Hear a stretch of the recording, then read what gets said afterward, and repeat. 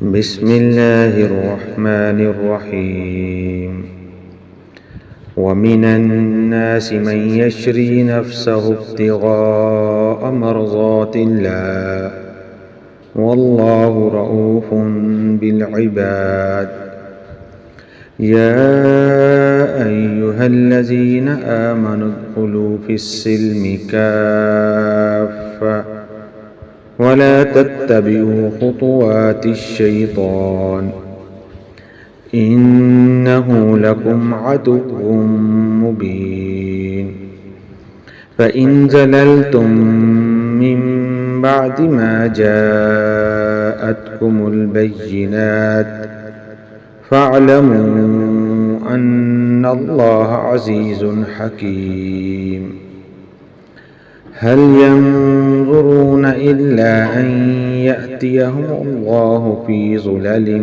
من الغمام والملائكة وقضي الأمر وإلى الله ترجع الأمور۔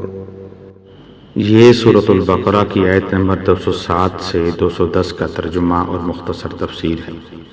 اور لوگوں میں سے ایک شخص وہ ہے جو بیچ دیتا ہے اپنی جان کو اللہ کی رضا کے لیے، اور اللہ اپنے ایسے بندوں کے حق میں بہت شفیق ہے۔ اے اہل ایمان، اسلام میں داخل ہو جاؤ پورے کے پورے، اور شیطان کے نقش قدم کی پیروی نہ کرو، وہ تو یقیناً تمہارا بڑا کھلا دشمن ہے۔ پھر اگر تم پھسل گئے اس کے بعد بھی کہ تمہارے پاس یہ واضح تعلیمات آ چکی، تو جان لو کہ اللہ تعالیٰ زبردست ہے اور حکمت والا ہے۔ کیا یہ اسی کا انتظار کر رہے ہیں کہ آ جائے ان پر اللہ تعالیٰ بادلوں کے سائبانوں میں اور فرشتے اور فیصلہ چکا دیا جائے؟ یقیناً تمام معاملات اللہ ہی کی طرف لوٹا دیے جائیں گے۔ وَمِنَ النَّاسِ مَن يَشْتَرِي نَفْسَهُ ابْتِغَاءَ مَرْضَاتِ اللَّهِ۔ قرآن کریم کا یہ عام اسلوب ہے کہ کرداروں کا فوری تقابل کرتا ہے۔ چنانچہ ایک ناپسندیدہ کردار کے ذکر کے فوراً بعد پسندیدہ کردار کا ذکر کیا گیا کہ لوگوں میں سے وہ بھی ہیں جو اپنے آپ کو اللہ کی رضا جوئی کے لیے پیش کر دیتے ہیں اور اپنا تن من دھن قربان کرنے کو ہمہ وقت تیار رہتے ہیں، اور کہتے ہیں ان صلاتی و نسکی و محیای و مماتی للہ رب العالمین۔ جس شخص نے اللہ کی رضا جوئی کے لیے اپنا سب کچھ دینے کا ارادہ کر لیا ہو، نیت کر لی ہو، اس سے بھی کبھی کوئی کوتاہی ہو سکتی ہے، کبھی جذبات میں آ کر وہ کوئی غلط قدم اٹھا سکتا ہے۔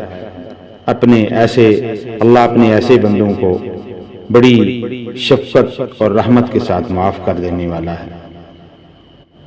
یا ایھا الذین آمنوا ادخلوا فی السلم کافۃ۔ یہ مثبت پیرائی میں مسلمانوں سے کہا جا رہا ہے کہ اللہ کی اطاعت میں پورے کے پورے داخل ہو جاؤ، تحفظات اور استثناءات کے ساتھ نہیں۔ یہ طرز عمل نہ ہو کہ اللہ کی بندگی تو کرنی ہے مگر فلاں معاملے میں نہیں، اللہ کا حکم تو ماننا ہے مگر یہ حکم نہیں مانا جا سکتا۔ اللہ کے احکام میں سے کسی ایک کی نفی سے کل کی نفی ہو جائے گی۔ اللہ تعالیٰ کو اپنے بندے کی جزوی اطاعت قبول نہیں۔ فَإِن زَلَلْتُمْ، اس میں تحدید اور دھمکی کا پہلو ہے کہ اگر ایسی صورت ہوئی کہ بعض معاملات میں اللہ کی اطاعت کی اور بعض میں اپنی مرضی کی تو اللہ کی پکڑ بھی بڑی سخت ہے، اور پھر یہ کہ وہ حکیم بھی ہے، اسی پکڑ میں بھی حکمت ہے۔ اگر اس کی طرف سے پکڑ کا معاملہ نہ ہو تو پھر دین کا پورا نظام بے معنی ہو کر رہ جاتا ہے۔ اگر اللہ کی طرف سے کسی گناہ پر پکڑ ہی نہیں ہے تو پھر یہ آزمائش کیا ہوئی؟ پھر جزا و سزا اور جنت اور دوزخ کا کیا معاملہ ہوا؟ هل ينظرون الا ان ياتيهم الله في ظلال من الغمام والملائكة، یعنی جو لوگ اللہ کی طرف سے واضح احکامات اور تنبیہات آ جانے کے بعد بھی کج روی سے باز نہ آتے تو کیا وہ اس بات کے منتظر ہیں کہ اللہ تعالیٰ ان کو اپنا جلال دکھائے اور فرشتوں کی افواج قاہرہ کے ساتھ ظاہر ہو کر ان کا حساب چکا دے؟